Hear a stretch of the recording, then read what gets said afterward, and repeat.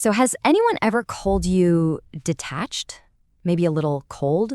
Yeah, if that sounds familiar, you're definitely not alone. We're going to spend some time today decoding what we're calling the psychological blueprint of the natural Stoic. And look, this is a seriously misunderstood personality type. It's not about being emotionless at all. It's about a unique kind of mental wiring that actually comes with some pretty incredible strengths. And that really brings us to the core question here, doesn't it? Are you actually emotionless, or are you just in control? The difference between those two things is everything, because what other people might see as cold could just be your mind's way of protecting itself from, a world filled with emotional chaos. Okay, so this right here really gets to the heart of the misunderstanding. The myth, the stereotype, is this idea of a cold, unfeeling statue. But the reality? That's totally different. We're talking about a mind that's just wired for clarity over chaos. It's not that you don't have feelings, of course you do. It's that you've mastered them. You choose a thought-out response instead of just a knee-jerk, chaotic reaction. All right, so let's call it a diagnostic journey. We're going to dive into the signs of inner clarity. Basically, how your mind is uniquely wired to think. First up, sign number 1. Picture this. A crisis hits. Everything is chaos, people are panicking, and you're the calm eye of the storm. You just instinctively take a step back and look at things logically. It's not that you're ignoring the danger. You're just analyzing it without getting totally swept away by the panic. And yeah, there's actually a name for this. It's called cognitive control under stress. It's a classic sign of a really self-regulated mind. See, your brain treats emotions as data, not as orders. While other people are being bossed around by their panic, you're using that same emotional signal as just another piece of information to help you focus. And that gives you a huge, huge advantage when the pressure is on. Okay, on to sign number 2. We live in a world that is completely addicted to instant reactions, right? But you've mastered the art of the pause. You're the one who quietly observes, processes, and then speaks or acts. And that little space you create between what happens and how you respond, that's where all your power is. Now, don't mistake this for being slow. It's actually a kind of superpower. It's called cognitive restraint. Your brain is smart enough to filter out that cheap dopamine hit you get from a quick, snappy reaction. And because of that, you end up making way better decisions and having way fewer regrets. You're responding with intention, not just blind impulse. This next one, man, this is a real game changer.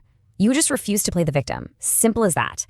While everyone else is busy blaming their circumstances, you're focused on one simple, powerful question. What can I change? That shift in perspective is like a cornerstone of how your brain is wired.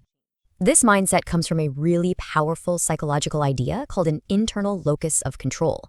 At its core, it's the belief that you, not the outside world, are the one in the driver's seat of your life. You get that something bad happening to you might not be your fault, but you also know that the healing, that is always 100% your responsibility. So we've looked at the internal wiring, right? Now let's see how all of that actually shows up on the outside. We're moving on to the signs of outer detachment, basically how you interact with the world around you. All right, sign number 4. You are pretty much immune to the modern validation trap. Social media likes, they just don't define you. Big personal milestones like your birthday, to you, it's just another day. Your sense of self-worth is an inside job. It comes from you, not from a round of applause from everyone else. Psychologically, this is a sign of what's called low social dependency. And all that means is you've kind of outgrown that need to perform for other people. The satisfaction you get comes from your own drive, your own progress. And let me tell you, that is a way more stable and frankly rewarding place to get your self-esteem from. Now this next one, this is a true sign of some pretty high-level emotional intelligence. It's the ability to just walk away from jobs, from friendships, from social media, from anything that just doesn't serve you anymore. And the key part? You do it without bitterness. It's a decision that comes from a place of wisdom, not from a place of anger. Do you ever just feel completely out of place in a world that seems to run on small talk and superficial get-togethers? If so, that's a huge sign. It means you crave real, authentic connection, not just empty social rituals. You're not out there trying to collect more friends. You're looking for deeper friendships. And this really sums it up perfectly, doesn't it? It's not that you're antisocial. Not at all. You're selectively social. For you, just one deep, meaningful conversation is worth more than 100 of those superficial happy birthday posts on a wall. It's all about quality, not quantity. Okay, our final sign. I have a feeling this one is gonna hit home for a lot of you.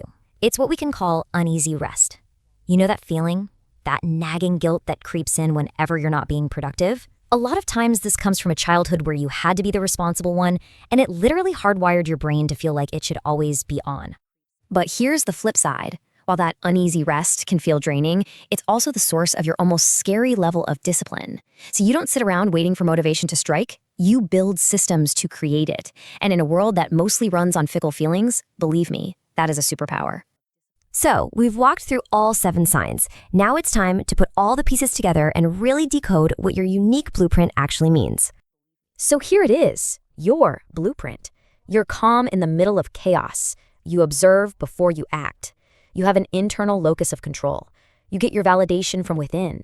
You can detach without resentment. You value quality over ritual. And you have that uneasy rest that fuels your discipline. This is you. Look, if these signs have been resonating with you this whole time, I want you to really hear this. You are not cold. You are deep.